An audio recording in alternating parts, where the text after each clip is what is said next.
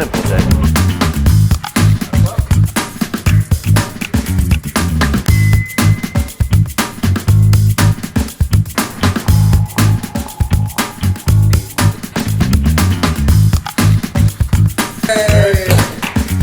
No pictures. Thomas Maloney said, I think adventure style would be a good way to gamify the individual books. Are we talking original content here, or the gamifications of the books? And the answer is both.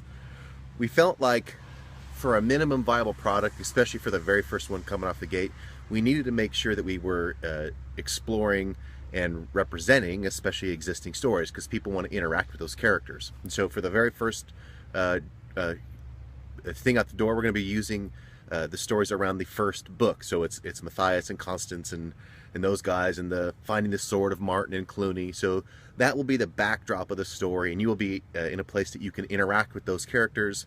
However, you cannot be those characters, and that's where the part comes where it's new content. We will be adding some new kind of sideline characters that are interacting with them, that they are part of the residents of Redwall during the time of Clooney's siege, and that those will be the player characters that you take on. And that will be new content, but it will be wrapped up in the existing story that you already know and love. We take this from an idea that says that anytime that we are dealing with existing story, so whether it's a book or another movie or something like that, the folks who love that book, they don't want it to be broken. And we realize that if we gave the player an opportunity, for example, to just say, for example, not find the sword or not defeat Clooney, then you open up a whole can of worms about sort of telling a story that Brian Jakes would never tell. So we don't want to, we know that story has to be sacrosanct, but then at the same time you need to know that your actions matter, and so just sort of rehearsing what they do isn't any fun. So instead we have this kind of have your cake and eat it too place, where you get a chance to be a part of that story without having to be its prime motivator. So we hope that that's a good balance, and we've seen it work in other places, and so we're excited to do it that way. And I hope that answers your question. I'm sure we will do more later. Tomorrow, as you know, is Halloween, and so I thought I'd start out with a story. Years ago, John Berquist and I were hiking. We were out near Santiam Pass, and it was one of these cases where the truth is we were trying to get from one trail to the other trail, and we thought we were one place, but we weren't. So we wound up getting a little bit lost, and it was one of these things where we're starting to get late, and there was starting to be some fog rolling in, but luckily we came across, like, it must have been this old like hunting cabin or something, but it was the kind of thing probably no one had been in it for like 100 years. It was all saggy and beat down, covered in moss, this kind of thing. But man, with the weather coming in and dark, it seemed like, why not? So we get inside and we sort of we set up and we get a fire started, and we realized that there's actually a basement in this place.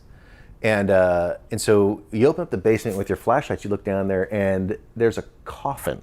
There's a coffin in the basement, which was not awesome.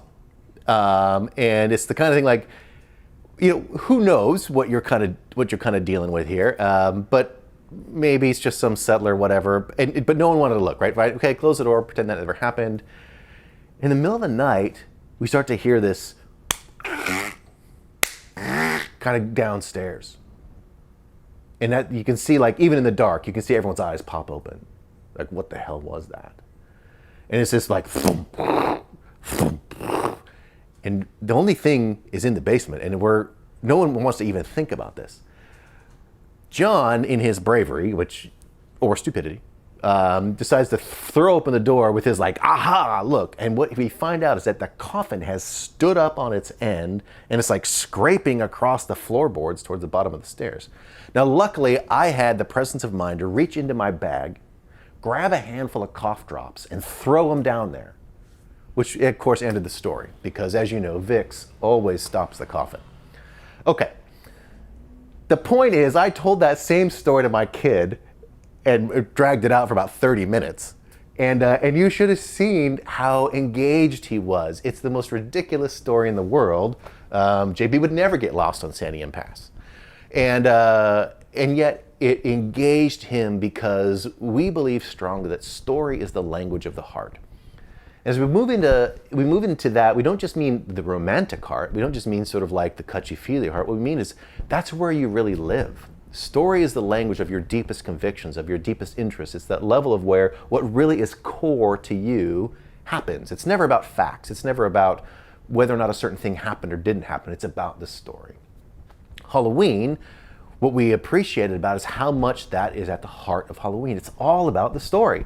It's all about the ways that people get imaginative about whether it's monsters or fairy tales or whatever else. It's about everyone gets to put on sort of the uniform of the characters that they admire or fear or whatever else. And so you walk around in a neighborhood and it's covered in princesses and goblins and heroes and villains, and everyone is playing a role in a story. There's not a person out there who hasn't sort of selected their costume based on some aspect of a story that resonates with them.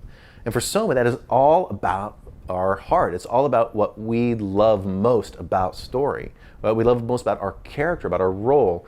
When we started Soma Games, the point wasn't to make video games, not really. The point was to tell stories. Video games was just a mechanism. It was just a way to do that.